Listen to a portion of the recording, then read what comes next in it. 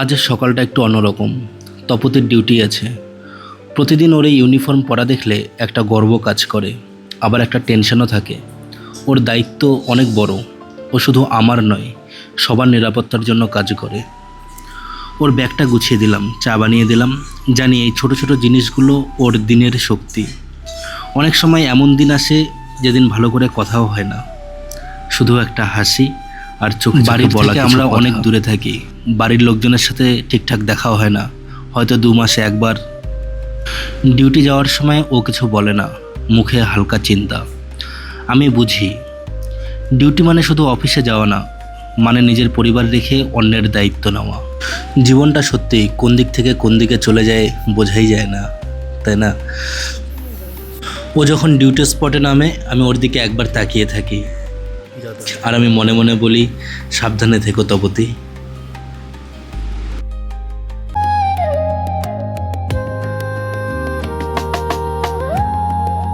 ফেরার সময় সামনে একটা হাট বসে, ওখান থেকে কিছু সবজি নিয়ে আসলাম।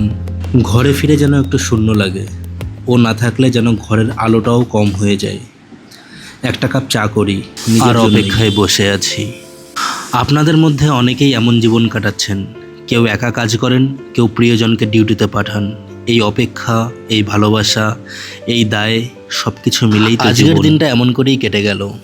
যদি আপনিও এমন অনুভবের সঙ্গে কানেক্ট করতে পারেন, তবে পাশে থাকুন আমাদের সাথে। সাবস্ক্রাইব করুন শুভ তপতি, কারণ আমাদের মতো সাধারণ মানুষের গল্পও জানার মতো।